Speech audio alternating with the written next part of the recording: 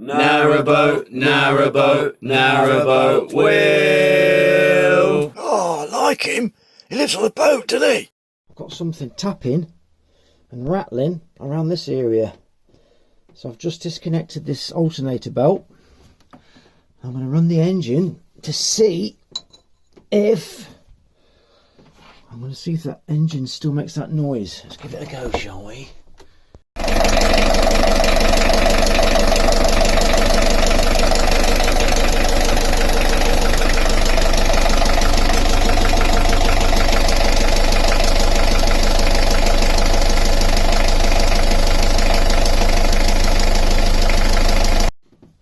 I don't know whether you could hear that or not, but it's still making it. I'm going to take this, try and test those bearings.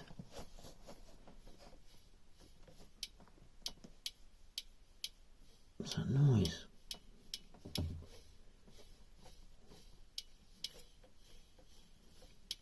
That's just the brushes inside. That's a new alternator anyway. That feels alright. Right, let's take this belt off.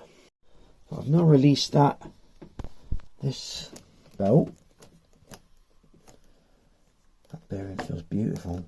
I'm going to run the engine again. Let's fire it up and have a listen. There's no noise whatsoever. There's no noise. It's so smooth. Okay. Put that belt back on again. I'm going to start it again and have a listen. Make sure it's all right down there. Yeah.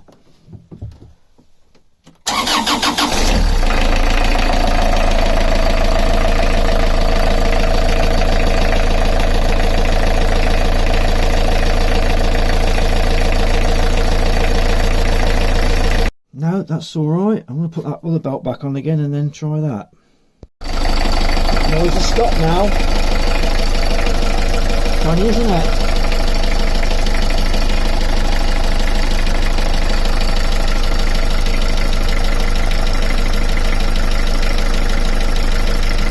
Old air filter. Oh, look, it's ready, isn't it? Ready for a change. Two there, look. That is the pinch point with your air coming in. You can't leave it on that pinch point. You have to turn it. More air, more efficient. Less air, it gets more coked up, it runs richer. So I'm going to change that now. It's new, old.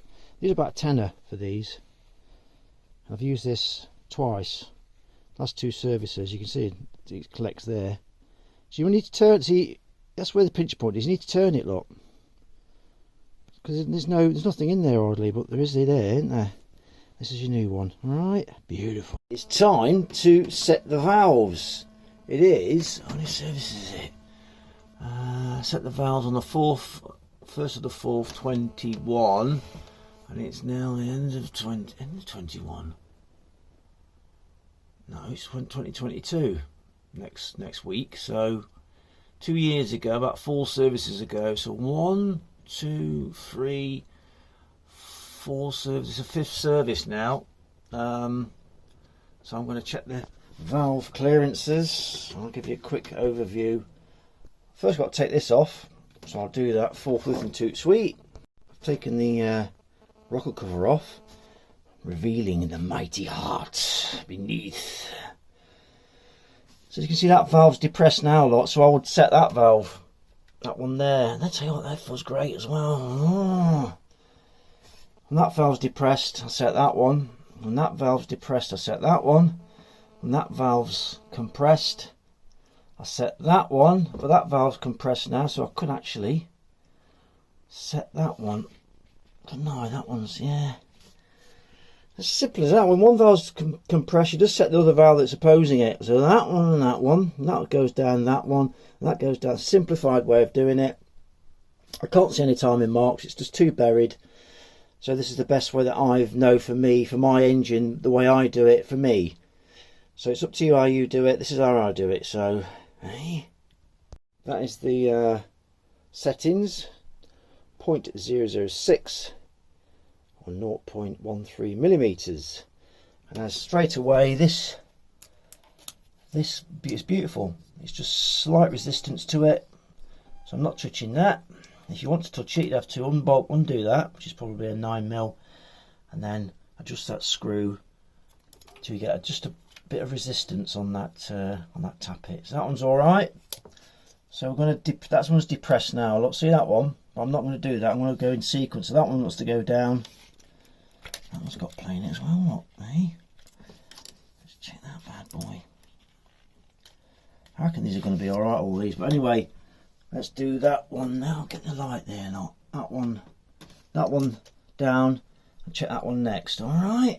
That one's now compressed, and that one's compressed at the same time. So I'm going to check this one. And that's just got a slight bit of resistance to it. And that one, yeah, slight bit of resistance. That's lovely. Now on to that one. So that one's now compressed. So I'm just going to check that one. And that's just got a little slight resistance to it. So that's lovely. I reckon they're all going to be all right. But there you go. That's the sort of thing that I do for my engine. It works well. You know, I haven't adjusted these yet since I've had it, so they all seem okay. So lovely. So now I've compressed this side. I'm going to check this one. Yeah. Yeah, that's just beautiful. How do you turn the crank over? There's a spanner down, a 17mm spanner. There's a 17mm spanner down there on the crank. Can you see that? Wait a minute. There's a 17mm spanner down there on the crank there. I just turn it with that. I turn the crank. It's a bit difficult on compression stroke, but you just get over that slowly, and you go on to the next one, and so on and so forth. Then on to the next one now. I've checked that one there, so now I'm checking that one next. There. So I've checked all 8, and they're all fine. So that's taken me all of 20 minutes.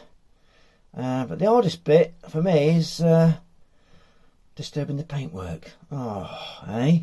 Just got to clean this off now. This surface is off, and wipe those down. Make sure there's no bits caught in there. Back together again.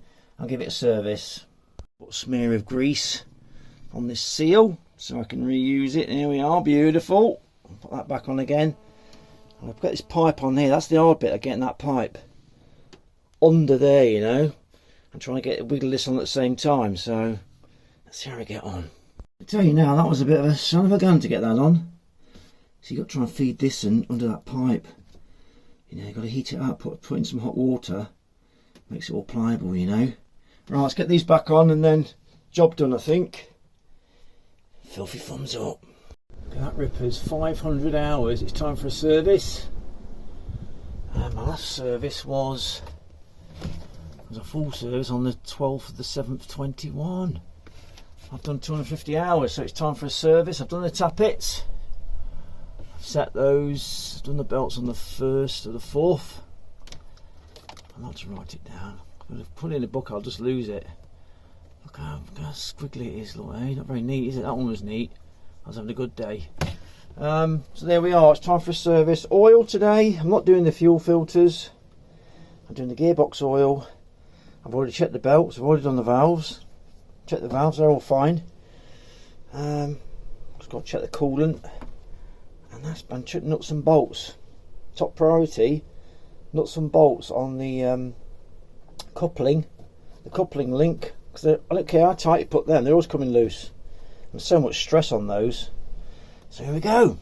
Just grabbing hold of my oil strainers and stuff. I just noticed a lot of water in there.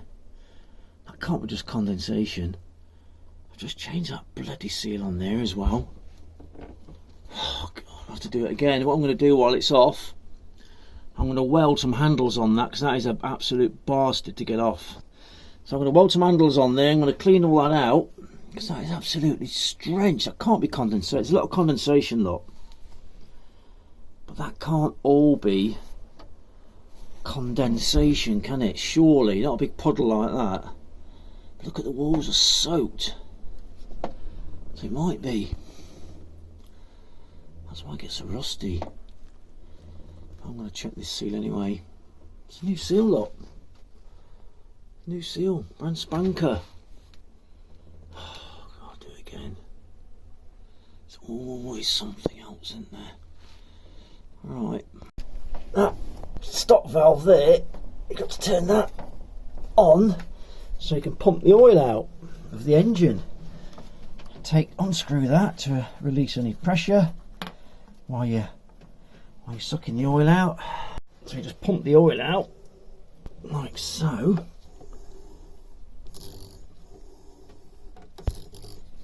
And then I'll put that oil into that container, and I'll put that container into the other container, and I'll take it to the tip. Because at the tip they'll have a special oil area, but they're very, very fussy, some tips. They only let you tip 4 litres. And you've got the van's 5 litres and the engine's 6 litres, so how are you supposed to do that? They make it very difficult sometimes to get rid of oil.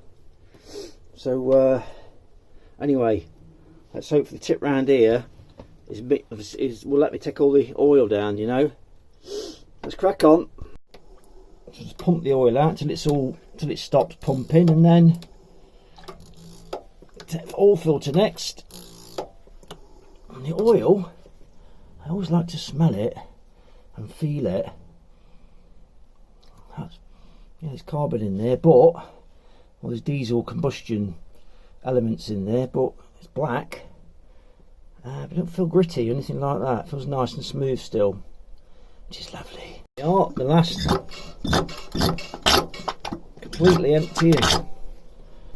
Let it drip its last dregs into there, and then we'll turn that valve off and take the oil filter off. One thing you've got to make sure when you take these filters off, that seal comes off with it. It's that black seal. Just got to make sure that comes off, because that can come off and be stuck on the engine. These ones aren't too bad. That'll come off, and that'll stay on the engine. You don't realise it, and you put your new filter on, and you get a leak. So you just got to make sure that O-ring comes off with it. Will's top tip that some old bloke told me, and his missus told him, and his dog told her. Yeah, see? Just oiled the seal there, and I've put the date on, just so I know for myself next time I take it off. I remember to do it, you know. I do forget. I'm using a 1540 API-CC here because I don't normally use this. It's for Isuzu's, but it's any canal line and other leading engine brands, you see. So I've got 2620 for that. I got it while I could, you see, so I've got to keep using it. At the time I couldn't get anywhere else, so I had to get this. So that's going in. Lovely clean oil. I used it last time, it seems perfectly fine. Engine runs like a dream. Oh, don't speak too soon, well no. Let's just pour that. This is 4 litres I'm putting in now. The engine takes about 10 under 6 litres, probably 5.5 litres. There we are. I made sure I've turned all the valves and taps off. The oil filter's on there. I'm going to put that 4.5 litres in, and I'm going to just run it, leak for a bit, and I'm going to top it up. Beautiful. Let's just quickly check that already to see where it is. It's on that minimum mark, look. See it there? It's very hard to see, isn't it? There. There we are. There's also a seal on that cap you've got to be wary of as well. They can drop off sometimes, you know. It's alright. I'm going to run it for a minute and then recheck the levels when it's all settled down. So kettle on, I think. Let it run for a second. I've done the engine oil, I've topped it all up, and now I'm going to do the gearbox oil. All I do is I just syringe out, I don't know, 500ml. I think it takes 650 this gearbox. I just put 500ml again just to refresh the gearbox oil. I usually get about 500 out, that's all I can get with a syringe and a bit of pipe. And I'll show you what I use. It's that bad boy, hey? It just saves trying to get underneath and get that sump plug. It's a bloody pain in the arse, it really is. So stuff that in there, rippers. Stuff that into there. Into the bottom. Like into the sole, yeah. To the bottom there, look. So it touches the bottom there. And then starts sucking it out.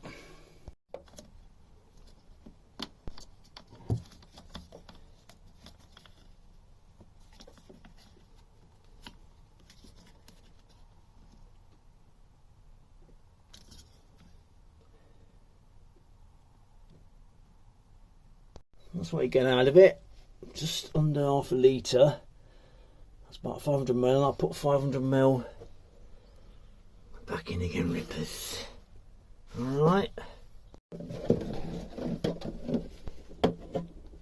Oh dear. Oh.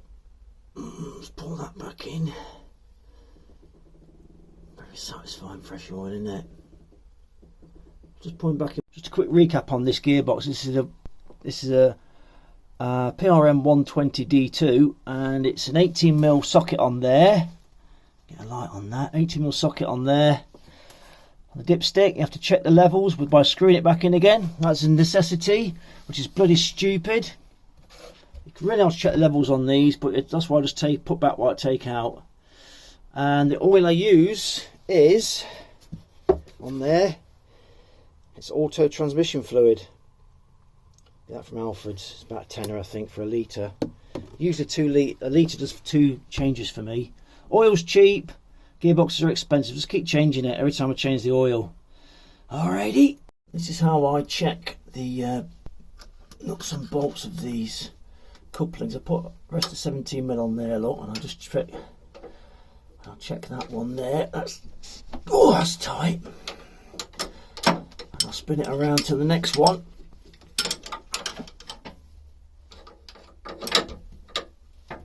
Like that. God, it's really hard to get in here, you know. I'll just check to see if that's tight. And it is. Let's go around doing that, you know. Well, they were all tight. Those nuts normally come slightly loose. And that they've done. The gearbox oil's done. The engine oil's done. The valve clearances. I've changed the air filter. The 10th of the 12th, 21.